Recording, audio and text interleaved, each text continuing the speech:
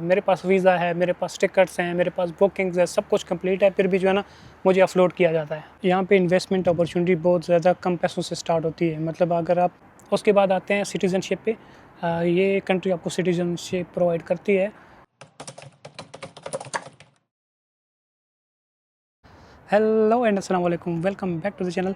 एक ज़बरदस्त सी वीडियो में आप लोगों को वेलकम है। आज की वीडियो थोड़ी सी बोरिंग हो सकती है, लेकिन काफ़ी ज़्यादा इन्फॉर्मेटिव है, काफ़ी ज़्यादा मेहनत लगी है। जो पीछे आप लोगों को नज़र आ रहा है, ये बाकू अज़रबैजान का मशहूर फ्लेम टावर है। आज मैं यहाँ पे वीडियो शूट कर रहा हूँ, तो मोस्ट इंपॉर्टेंट ये है कि जो आज की वीडियो के टॉपिक्स हैं वो बहुत ज़्यादा इन्फॉर्मेटिव है। आज जो है हम फुल डिटेल में डिस्कस करेंगे कैसे यहाँ पे आप बिज़नेस सेटअप कर सकते हो, या फिर कैसे रेजिडेंसी के लिए अप्लाई कर सकते हो, या फिर कैसे आप यहाँ पे मूव हो सकते हो। तो ये सारी चीज़ें हम डिटेल में डिस्कस करेंगे। थोड़ी सी बोरिंग हो सकती है वीडियो, लेकिन इन्फॉर्मेटिव काफ़ी ज़्यादा है। आप लोगों ने फुल वीडियो देखनी है और अपने दोस्तों के साथ भी शेयर करनी है, कि ताकि उनको भी ये इन्फॉर्मेशन पहुँच सके। उसमें सबसे मेन टॉपिक हमारे जो है वो ये है कि कैसे मूव हो सकते हो और क्यों मूव हो सकते हो।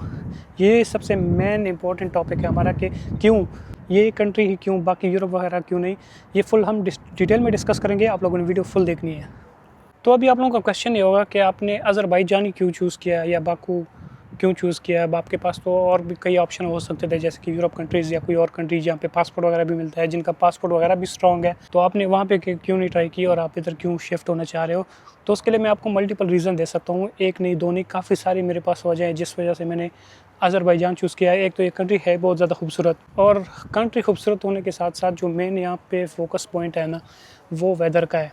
अगर आप यूएई के साथ कंपेयर करते हो अज़रबैजान को, तो वहाँ पे अभी देखो करंटली मैं जुलाई में आया हूँ, और जुलाई का जो वेदर है मैक्सिमम इधर 32 पे जा रहा है, और इससे कम हो जाता है। शाम के टाइम तो 25 24 ये चल रहा होता है, और सुबह के टाइम भी ये तकरीबन 25 24 चल रहा होता है, जो कि काफ़ी ज़्यादा ज़बरदस्त वेदर है बिज़नेस के लिहाज से भी, और बाकी अपॉर्चुनिटीज़ के लिहाज से भी।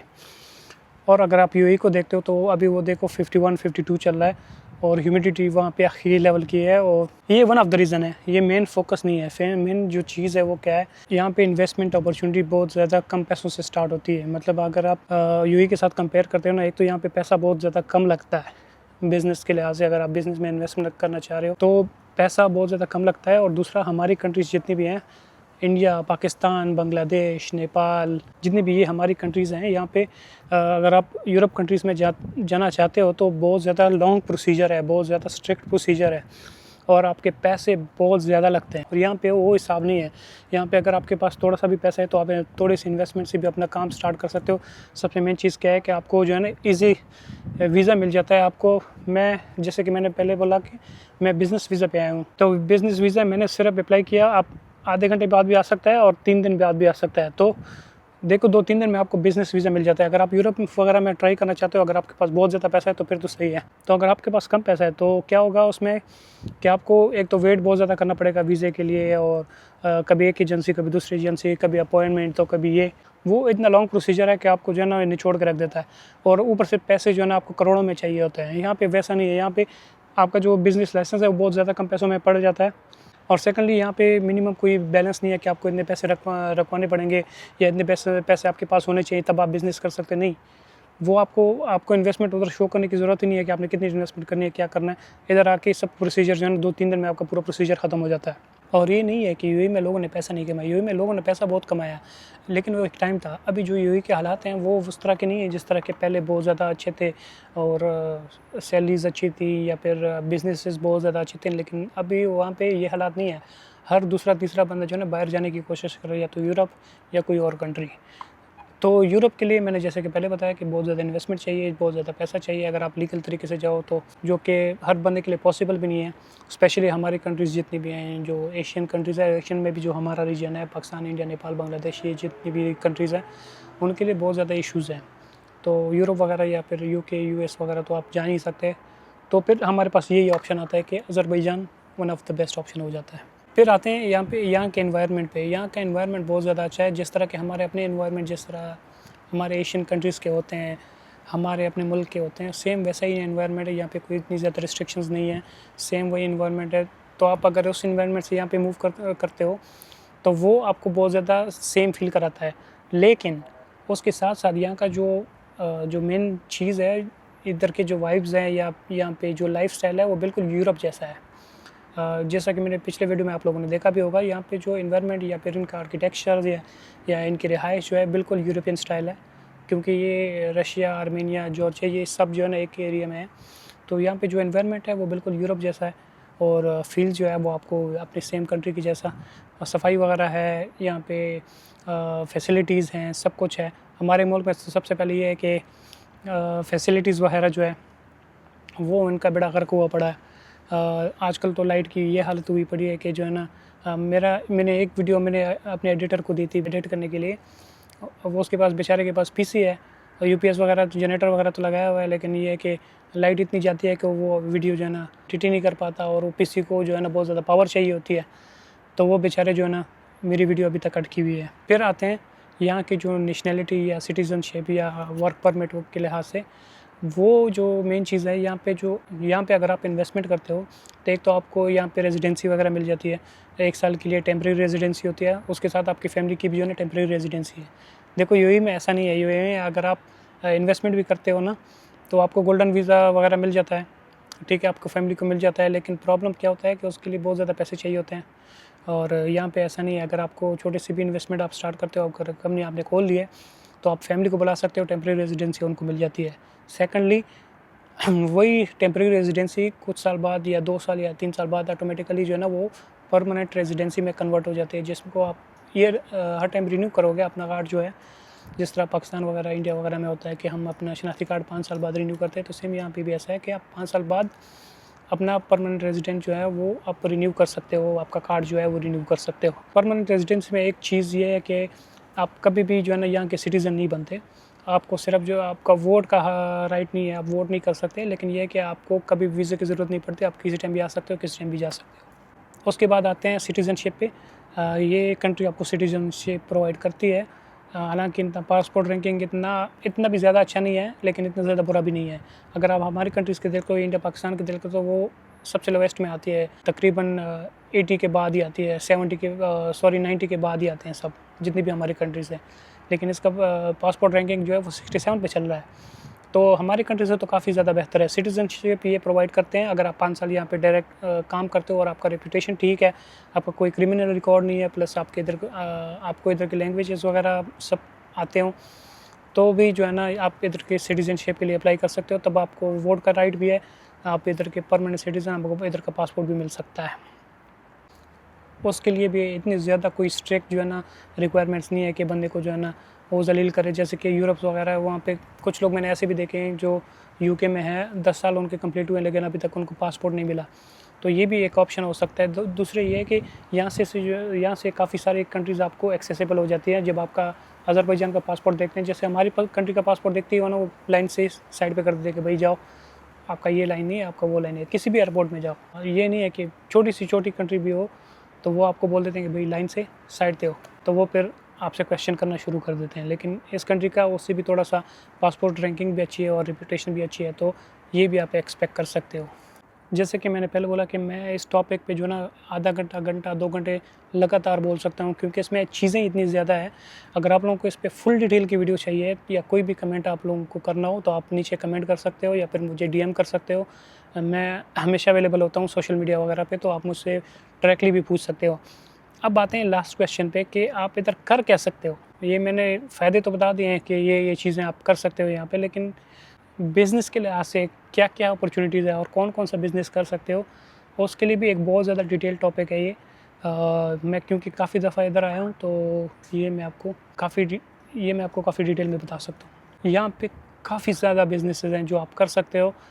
थोड़े से अमाउंट से आप स्टार्ट करो, लेकिन स्टार्ट करो अपना बिज़नेस।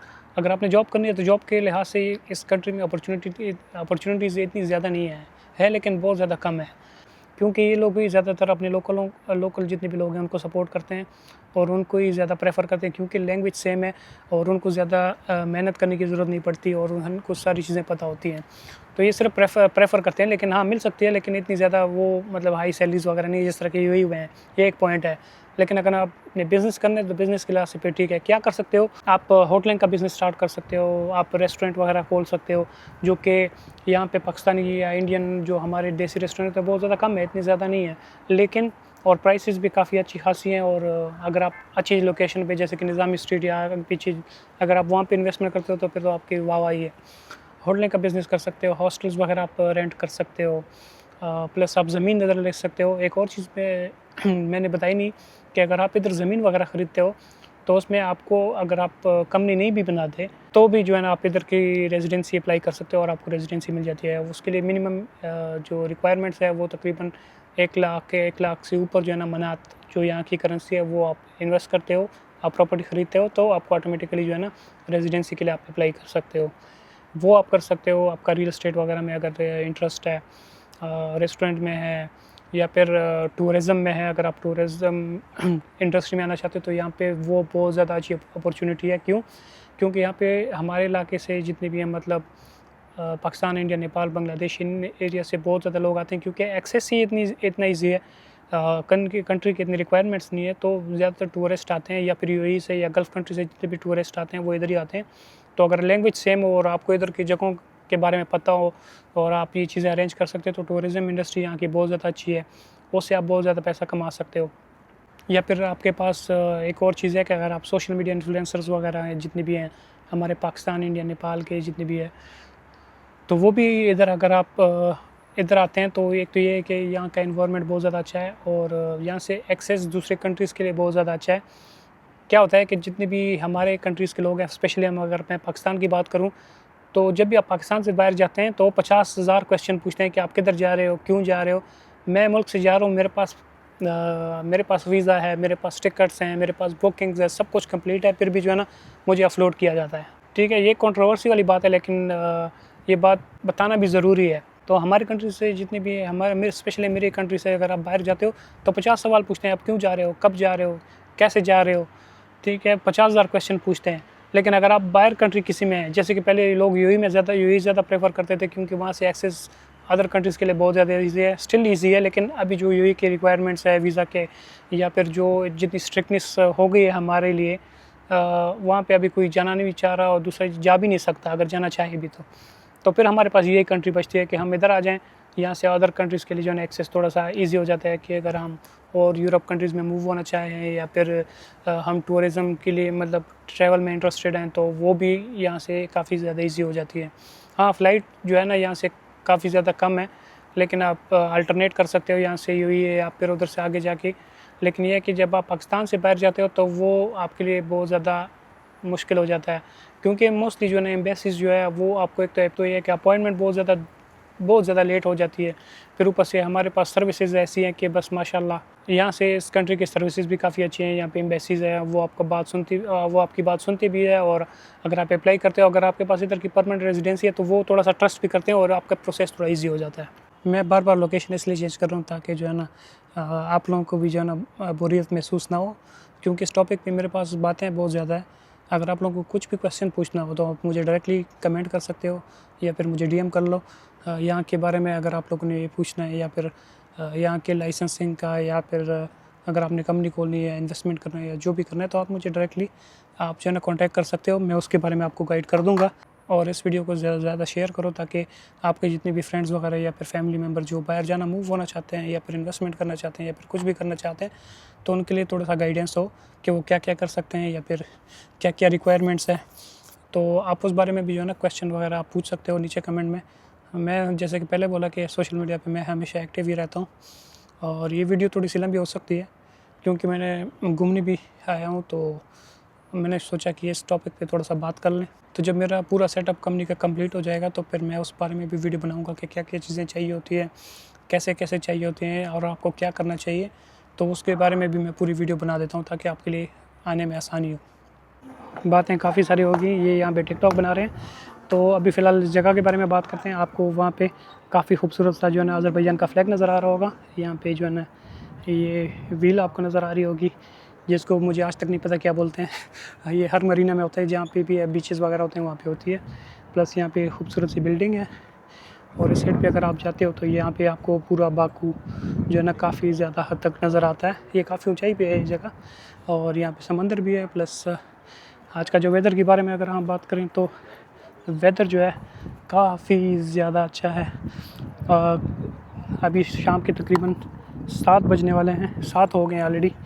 और 7 बजे के टाइम भी काफ़ी ज़्यादा जो है ना प्लीजेंट वेदर है, हवा चल रही है, प्लस जो डिग्री सेंटीग्रेड है वो तकरीबन 26-25 चल रहा है, जो कि वेल एंड गुड है। आप वीडियो बना सकते हो, कोई पसीना वगैरह नहीं आ रहा। अगर वीडियो में आप लोगों ने गौर किया होगा तो मैंने हांफते हुए वीडियो बनाई है। वो क्यों? क्योंकि जो आपको नज़र आ रहा है ये सीढ़ियाँ, ये मैं पूरी चढ़ के आया हूँ। ये वो एक शाहरुख खान की मूवी नहीं है चेन्नई एक्सप्रेस में, जहाँ पे वो 100 सीढ़ियाँ ऊपर चढ़ के मंदिर के ऊपर जाता है, ये सेम वैसा ही है। काफ़ी ज़्यादा सीढ़ियाँ चढ़ के ऊपर आना पड़ता है, इसलिए मैं हाँफ रहा था। और वेट आप लोग चेक कर रहे हो कि काफ़ी ज़्यादा कम होता जा रहा है, क्योंकि आजकल डाइट जो है ना फुल फ्लैश पे चल रही है, ज़बरदस्त किस्म की। और वो वीडियो भी हम शेयर करेंगे, बताऊंगा किस तरह आप लोगों ने डाइट रखनी है, किस तरह आप वज़न भी कम कर सकते हो। वो भी एक टॉपिक आएगा, हम उस पर वीडियो कभी बनाएंगे। आज की जो वीडियो का मेन टॉपिक था वो बिज़नेस के बारे में था। यहाँ पे बिज़नेस अपॉर्चुनिटी बहुत ज़्यादा है, तो ये वीडियो आप लोगों ने फुल देखनी है, फुल शेयर करनी है। मैं बार बार इसलिए बोल रहा हूँ ताकि ये इन्फॉर्मेशन जितनी भी हमारी कंट्री के लोग हैं, जितनी भी हमारी कंट्रीज़ हैं जो कि ज़लील ख्वार हो रहे हैं यूरोप के चक्कर में या फिर गल्फ़ कंट्रीज़ के चक्कर में, क्योंकि क्या उनके पास डिग्री भी होती है, अटेस्टेशन भी होते हैं, पैसे भी लगाना चाहते हैं, कर्जा भी लेके इन्वेस्टमेंट करना चाहते हैं, लेकिन प्रॉब्लम यह है कि काफ़ी ज़्यादा कंट्रीज़ के विज़िट वगैरह तो लगती नहीं है। पाकिस्तान के हमारे ये हाल है कि इन्वेस्टमेंट अपॉर्चुनिटी वहाँ पे बिल्कुल ज़ीरो हो गई है। तो उनके साथ आप लोगों ने लाजमी शेयर करना है, और काफ़ी मेहनत लगी है, तो मैं ये नहीं चाहता कि मेरी मेहनत जितनी भी हो वो ज़ाया हो जाए। देखो मेरा इसमें कुछ भी नहीं है, अगर मेरी वजह से किसी और का भला हो सकता है तो वाई नॉट।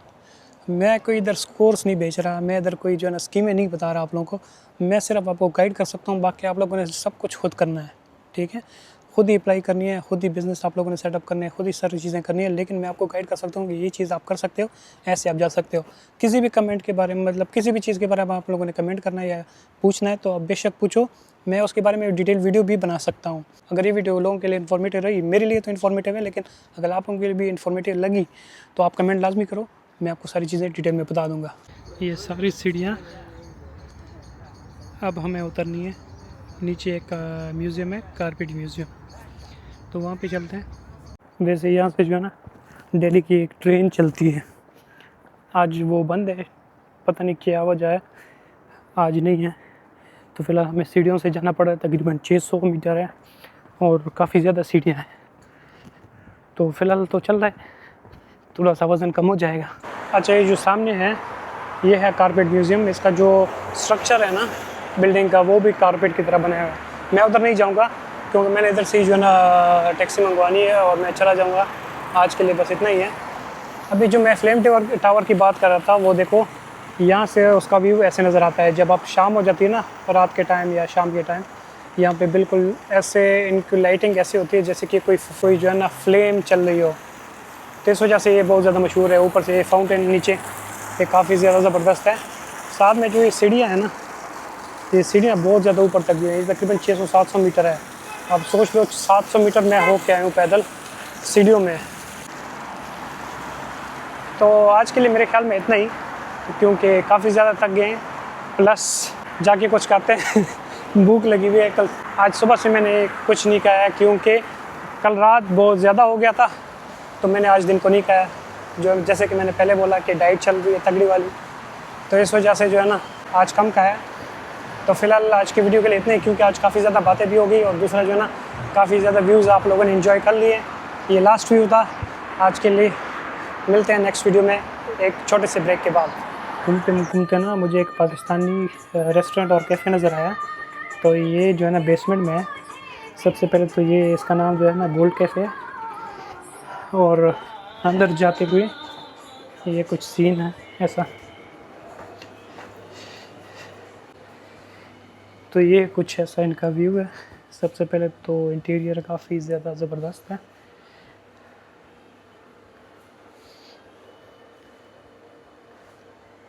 और इनका जो मेन चीज़ है, इनका खाना बहुत ज़्यादा ज़बरदस्त है। बिल्कुल आपको घर वाली फील आएगी।